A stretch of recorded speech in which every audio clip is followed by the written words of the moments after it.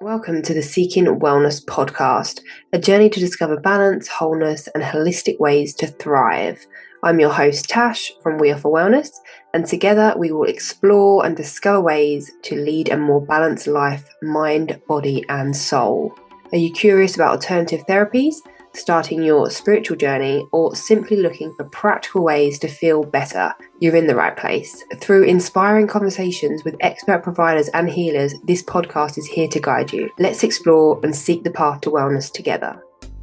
Hi guys, welcome back to the Seeking Wellness podcast with Cash. I am with Jo Adams today, who is a women's strength and menopause coach who empowers midlife women through fitness and nutrition. Super interesting. And you were just literally telling me how it can go from people that are like 35 to 70, that's crazy. And 35 to me is scary because I'm 33. Yeah, perimenopause is because of lifestyle, what's going on in the world, it's hitting women earlier and earlier. So yeah, wow. So we'll talk about that. But first of all, let's start with you and what led you to investigating and looking down this kind of genre, if that's even the right word, but this area of expertise. Well, I never really used to do anything fitness wise, particularly sort of through my sort of 20s and 30s. I had my son at 30 and I just went to work, and Friday nights were Chinese takeaway or whatever, and a bottle of wine and drinking over the weekend. And I was like getting to 40 and I was thinking, I don't feel particularly, it wasn't like I was particularly overweight or anything. I didn't really have any energy, just tired all the time. And a friend of mine asked me if I wanted to join her on this sort of mud run thing that she went on. Oh yeah, I've done one of those. But I think mine was a foam one though, not the muddy one, the cleaner one. Well, this was a muddy thing, and I don't particularly like cold weather.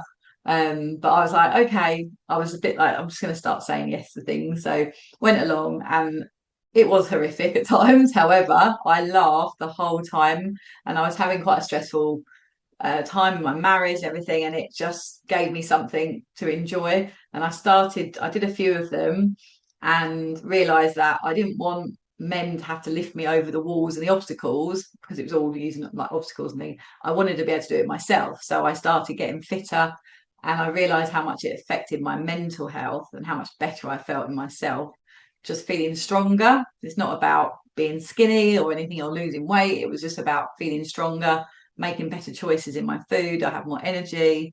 So I then qualified as a personal trainer when I was about 42, I think.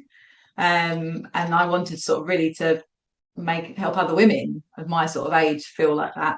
So I started running boot camps and I had some clients, but I was working in my real job. I'm a primary school teacher and I have been for 28 years. So I was still doing that and just doing boot camps and a couple of evenings a week. And then COVID hit, and I had a lot of time on my hands, and my marriage had broken down. And so I realised a lot of my friends have really been struggling with what we sort of thought as menopause, only because a few of them have started to go to their doctors and things. And I started to do some research, and then I did a few courses during COVID. And then I realised that actually a lot of what I'd been going through, I'd been putting down to stress, was actually perimenopause. And now obviously I've done so much work with it, and it's been 6 years or whatever I've been helping women. I realize it's a massive spectrum of symptoms, and it's happening earlier and earlier because of lifestyle changes, the chemicals in the environment and the hormones are in our food and everything else. I'm now part-time. I only teach a couple of days a week so I can run my business. That was another decision I made in lockdown. But I'm seeing children as young as 8 start their periods, so they're starting earlier and earlier. And then women are hitting perimenopause early, and perimenopause lasts for up to 10 years. So, and a lot of women don't really realise what's happening to their body because no one's told them, they're not prepared for it. So they just keep putting it off and putting it off. I'm just thinking, I just don't feel myself, and I don't really know. That's generally the first sign, is like you just feel a bit off and you don't really know what's going on. Yeah, women's health is really important, and like you said, we don't get told about it in schools. You mentioned earlier, and for me, from my kind of background, I lost my period due to HA, hypothalamic amenorrhea, So for 2 years, didn't have a period because my hypothalamus and my brain stopped talking to my ovaries to conserve energy. I was working out too much, exercising too much, not eating enough, and mental stress. But I never knew, so I like never knew about what the hell that was. I just thought I was being healthy, eating well or whatever, and working out. And you just don't know about your hormones. You never get told about these things until you're faced with these challenges. So what is perimenopause then? So that's before menopause, but what does that mean? Yeah, people talk about menopause, but menopause is actually one day. It's only one day. That's Oh 12 wow. months from your 12 months from your last period, unless you go in through surgical menopause, obviously. And then everything after that day, you're post-menopause. So when you go through puberty and then through your teens and your 20s, you're pre-menopause. And then perimenopause is that period. It can last up to 10 years and it can be a range of symptoms. So what happens is your estrogen, because we're sort of fueled by our sex hormones, so estrogen and progesterone and testosterone, and estrogen particularly is in every single cell in our body, every single cell receptor. So it goes up and down like a roller coaster. So it's not a steady decline. That's why so many women have so many different symptoms at different times. One day you can be crying, the next day you're angry. Like, it is literally a hormonal roller coaster going on. And the progesterone is like that sort of protecting care inside as well. And then that's dipping down. And testosterone, people just think, oh, that's to do with libido, but it's not. It's to do with like a lot of your brain fog, just that motivation to be able to get up. A lot of women become quite reclusive and don't really want to go out, and they don't really know what's going on with them. And then it's really hard for their family to support them because the woman doesn't understand what she's going through, let alone how can they help her. And there's so many GPs don't know because they don't have to have any training in menopause, which is crazy when half the population go through it. Like women's health, when you start doing your research, it makes you really angry that so little has been put into women's health. It's all the tests and drug tests are all done on men. I Yeah, didn't realise. because women fluctuate their hormones, so every study is because mainly of our men. hormones, and they're just like, oh, it's too complicated, so we'll just ignore that and we won't look at it. But actually, now finally, people are starting to talk about it, and there's people like Lisa Mosconi. She's an amazing neurologist, so she's looking into the effects on the female brain from perimenopause. But yeah, so there is finally stuff going on, but like I said, it needs to be spoken about in schools. Children, when they teach girls about their puberty, and I do it because I teach year fives one day a week, and actually I will speak to them now when I have to do their puberty talk. I will talk to them about menopause and explain the whole range and what's going on with their hormones. So perimenopause can be like a pain in your finger. Like it can be that's estrogen, because you've got estrogen everywhere. It can be your mood swings. It can be your periods might start changing if you have periods. Some people have a coil, so then they don't often have period or know what's going on, because it's not just hot flushes. I'll speak to women, they go, oh, well, I'm not in perimenopause because I'm still having periods, and they're so confused, they don't know. I'm like, no, that is perimenopause. If you're having any other weird symptoms, you're probably in perimenopause, because menopause, generally the average age is 51, but that's sort of coming down as well. Okay. But mid-30s onwards, anything where you feel a little bit more anxious. People say, oh, I feel anxious for the first time, I don't really know why. You might get night sweats, you might get hot flushes, but not everybody does. And some people will just sort of breeze through it, so it's not like everybody's going to really struggle. But when we start talking to women, it seems more women are struggling now. And I think, again, that might be modern life, because we're all trying to run jobs, might have teenagers or young children, because more women having children later. So you're juggling young children, and then you might have aging parents as well. So you're sort of being pulled so many different ways, whereas maybe my mum's generation and beyond, they weren't working, so they weren't as much stress, basically. Yeah, and it's so interesting that you said that menopause is just one day, because people say that I'm going through the menopause, but technically it's just one day. You're in perimenopause, and you mentioned about the estrogen everywhere. I remember, I swear there's like estrogen receptors in your bladder. So everywhere. Every single cell. But one of them with because I kept needing to go for a wee all the time, and apparently that is to do with estrogen. Like I had low Yeah, estrogen receptors yeah. in your bladder, so it affects So you you might in get every UTIs, a way. lot of Yeah, women. Yeah. UTIs. My hair was falling out like in clumps. Does that happen Mhm. perimenopause? Yeah, that's another sign. That's a definitely hair thinning, Mm, itchy skin. I mean, there's 34 official perimenopause symptoms, but there's definitely more beyond that. Because I kept in lockdown, I kept doing COVID tests because I had this weird taste in my mouth, but it affects your oral health as well. mm, So you get like inflamed gums, dry mouth. I was getting burning tongue. And it just mm. affects all your taste sensors. Again, that's this all the estrogen. It's just so bizarre when you start people, even when I speak to them, they're like, "Oh my gosh, I didn't realize that was it." But yeah, UTIs, brain fog, every single part of your body, basically, your joints will ache. A lot of women get frozen shoulder, and they don't Oh, realize that that's like one of the first symptoms. Plantar fasciitis as well, when you get your pain in your feet. mm. Um, yeah, I mean, what a lot of you've had IBS, your IBS will generally get worse because it affects your digestion. So Yeah. like women generally live longer than men, but we're often in ill health because of once the estrogen's pretty much gone, then we're more prone to like stroke and heart attacks, dementia. It's all because the estrogen's gone. Mm, That's why HRT can be a lifesaver. And they sort of, a lot of the research at the moment is saying that that's got a preventative side to it. So for years people were a bit scared because of the studies that were done. I think it was 2005 where they reckon there was a link to breast cancer. But that is such a minute. It's what's 4 in 100. So you've got a higher ah, risk if you're overweight or if you smoke or drink mm. alcohol. You're at a higher risk than being of breast cancer than being on HRT. So if you're struggling, don't feel like you've got to be, oh, I can't possibly go on HRT. Try it. Like it's worth giving it a go because it will give some women their life back. And my mum's been on it for 30 odd years. Mm. Like you can stay on it forever. And she's walking an hour and a half every day. She's very active. Her skin looks better. It's helping you again, putting that estrogen back into your body that you need. Okay. And what about like herbs? Have you ever looked into herbs like red clover or vitex or anything, or Yeah, do you yeah. not play There's around with some that? some women. Yeah. Obviously, there are women that can't take HRT. Some people they just don't agree with it, and some people, if you've had an estrogen-fed breast cancer, then you're Mm, not allowed to take mm, HRT. So yeah, there are definitely there's a lot you can do with food as well with nutrition for mm. symptoms. And I work with essential oils. There's loads you can do with essential oils to reduce things like hot flushes and hair thinning and stuff. So Oh, there amazing. are definitely other options. Don't feel like don't say to women it's the be all and end all. It's you can lifestyle. Actually, the theme this year for World Menopause Day is lifestyle medicine. Lifestyle has the biggest impact on your symptoms.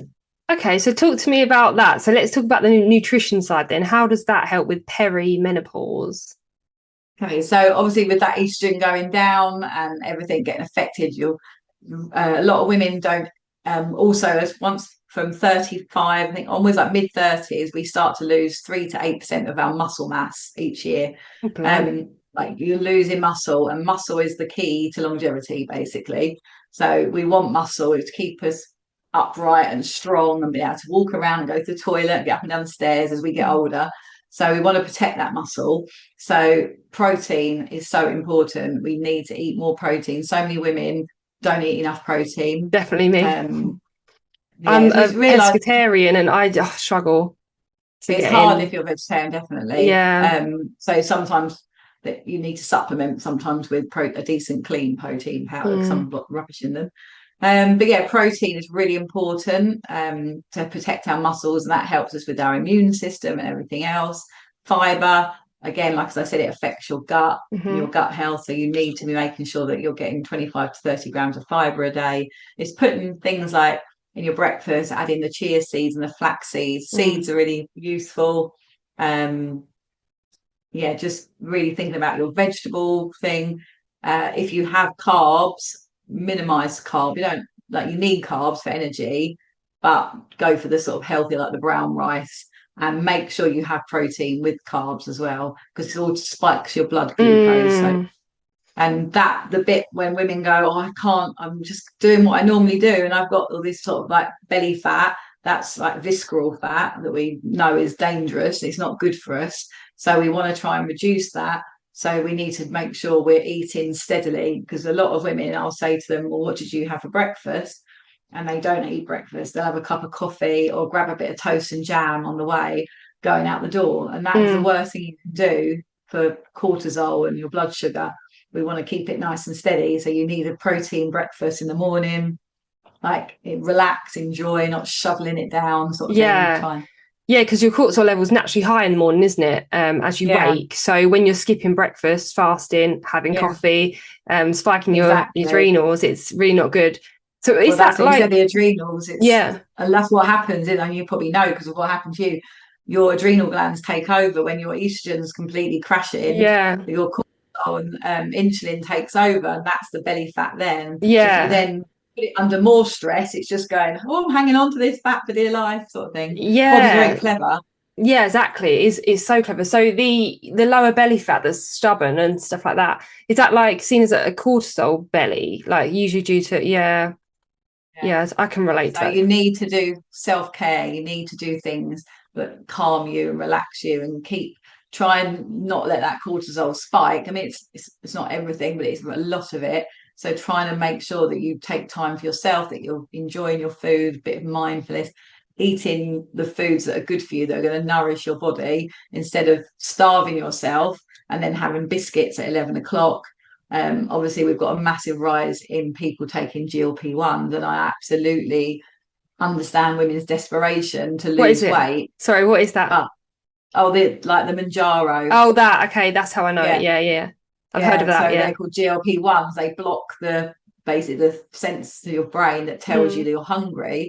So what women are doing is they're just not eating. And for a woman in going through perimenopause, that is absolutely messing your hormones up even more. You're just putting your body under so much stress. And to starve yourself is, that's just not good for you. And then what happens is, where they're losing weight, and quite often quite quickly, you're losing muscle, and that's the last thing you want to do, because you lose that muscle, you're really going to be an old woman who can't get out of bed or whatever. So if you want to be fit and active, you need that muscle. So if you're going to do them, they've got to be done under supervision with the GP and with some exercise. So making sure you're doing resistance training as well to keep that muscle, and not starving yourself. This is a problem. Women just want to lose weight really quickly, instead of just being a bit patient and just slow and consistent and making those changes. It will come off, but in a healthy way, without messing up your hormones anymore. So with the strength and obviously protecting your bones, I guess, and your bone density, how does that kind of strength training particularly help people that are in perimenopause? Is it to protect their bones? Yeah, we realise that we've realised how important it is for older women to start doing strength training, because it's not been a thing. I mean, I've come from the generation who did loads and loads of cardio, just hours of cardio, which is fine. You still need to do cardio. We need, like I said, the estrogen affecting our heart. We want to keep our heart strong. It's a muscle as well. So a bit of cardio is good, but picking up some weights or doing some even body weight, or putting a resistance band on. You don't need to spend hours in the gym. Like my ladies, a lot of them, I set them a program and they can do it from home, no more than like 25, 30 minutes. So it's got to fit into your day. They're all busy women, but that can make a big difference. Like, it literally can be a game changer. Just 2 or 3 strength sessions a week, start with light dumbbells and then building it up once you've got the confidence in it. But even just body weight, things like squats, that sort of functional health, things that are going to help you pick up your shopping bags, get on and off the toilet, get on out the seat, reaching up into the cupboards, all those things that are going to keep you independent for as long as possible. Like, we don't want to be in a care home with someone looking after us. We want to be able to look after ourselves. So that's why it's so important. You've got to think about the long-term goal, not about, I just want to be skinny and lose a load of weight. Yeah, it's such a big important topic, really, like that's not really discussed. The same with when I lost my period, that no one really knows much about it. The doctors even told me to go back on the pill and carry on working out because it's good for my mental health, but Yeah, you don't really realize the long-term effects. Like, yeah, it was good for my health in a way if you just look at it on a surface level, but not really if you zoom out and see how much I was working out and the stress it was putting on my body.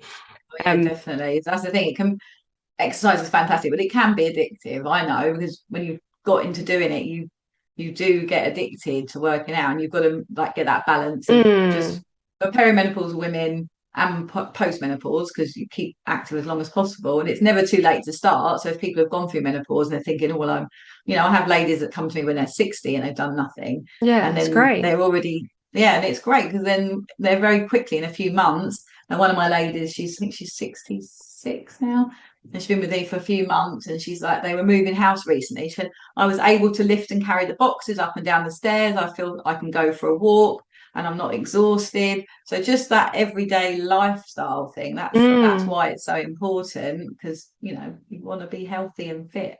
Yeah. I remember speaking to someone before, it was in a gym actually years ago, and they believed they was going through perimenopause. And they said about, yeah, brain fog, and they just feel like a totally different person. So how can maybe we reframe that kind of feeling that, I don't know, maybe make it more powerful that, I don't know, you're stepping into a new version of you need to learn to love and have compassion.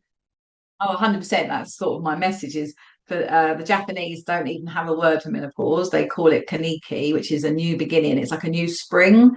So it's reframing. Once you educate yourself and you understand what is going on in your body, and then you can be a bit kinder to yourself because you are going through a hormonal storm, Mm, and it's getting, like I say, like have a menopause toolkit. So knowing what's going to do to help you, speaking about it, being confident to speak to your partner, speak to your friends who are probably going through a similar thing, hopefully speaking to a GP or a nurse that is understanding. So phone your surgery and ask to speak to somebody who knows about menopause. Then hopefully there should be one in the surgery that can help you. But if you're educated, you know when you go to that 10-minute appointment what you want to ask for, and taking control of it and being kind to yourself. Self-care really important, like that whole thing about the cortisol. Taking we For years we've like nurtured everybody else, might have been a parent or whatever, or at work, and now it's sort of our time. I feel fitter and stronger and more aware of me than I've ever been in my whole life, and I'm like not determined this is like a new, you could be 30 years post menopause. If you go through it at 50, it finished your perimenopause and you'll have menopause at 50, hopefully another 30 odd years. So you want that 30 odd years to be, amazing and great and vibrant. And so, yeah, it's definitely telling yourself not like, oh, I have to work out, but oh, I get to work out. Like I'm strong enough to go for an hour's walk with a friend, or enjoy going for a walk is one of the best things you can do for your mm, mental health. It's just getting out in the fresh air. So yeah, it's like empowering yourself to live your best years basically. And hopefully, if you like, my son's just moved out, it's really hard becoming an empty nester. I thought I was like ready for the end of the mess and everything else, but actually I yeah. really it's really quiet. However, it's my time now, so I'm doing things that I want to do Yeah, without having to worry precisely. about anybody else, and I think that's great. Yeah. And with your coaching and your programs, so how do you support women through those? So with their lifestyle, nutrition, their mental, kind of mentally, you support them as well, their mental health? Yeah, well, I say everyone's different. Everyone's going through different experiences of it. So we have a consultation to start with, and then we sort of see where they're at, and then we go from there. Really, and we focus on whatever we need to focus on most. So there'll always be some sort of like exercise, but it will be if they've done nothing, it might be we just have one session a week, and then I'll say, right, I want you to go out for a walk, or I want you to focus on your breakfast to start with. So it's small steps, Mm, small habits that we can build on that habit stacking. Sometimes it's just an ear. Some ladies will come to me face to face. Some I just have online. I'm just finishing off a group at the moment, so I have got a group program. But I've just started a new community online on the school website. It's called SKOOL, okay. and that's like my new little baby. So that is going to be a great support. I've already like the ladies have it's a safe space for women to ask questions. I've got an HRT nurse I work with, so she's within there, and I've got a nutritionist I work with as well. So and we'll do expert speaker sessions, so people have got an opportunity to ask questions.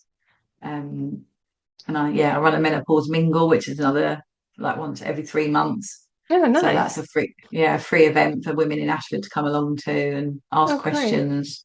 Yeah, it's great. It's great that you're empowering people and raising awareness. That's really key. Yeah, So definitely.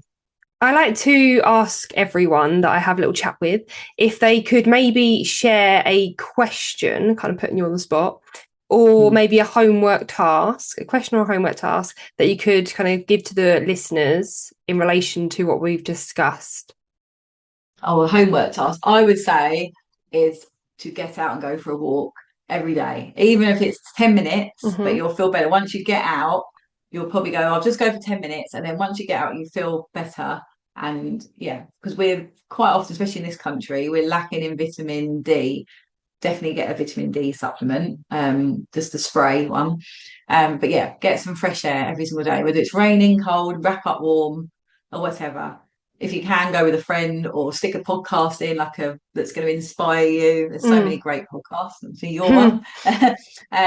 Listen to a podcast or an audio book, and just have that bit of time on your own. Yeah, perfect. And I believe you're on the We Offer Wellness platform as well, with some bits and bobs on there. So please check Jo out. Thank you so much, Jo. It's been very informative, and you do wonders in the world for something that we all need to Thank you. No, know, I all absolutely love females. doing it. Yeah. Yeah, When I yeah. see women within a few weeks, I had a client and she'd stopped working. She was being signed off sick. And she was just totally overwhelmed by her menopause symptoms. And she's working with me and she's now gone back to work.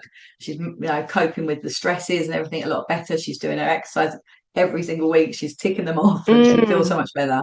And it's so So yeah, it rewarding for doesn't take a you. lot. Yeah, Mm. yeah. And it's so rewarding because you've changed their life completely. So Yeah, no, definitely. Yeah. for something that everyone goes through that we just need way more compassion and awareness for. So thank you so much. Thank you so much for tuning into today's episode. Visit weofferwellness.co.uk to find lots of wellness experiences along with more resources to help you on your wellness journey.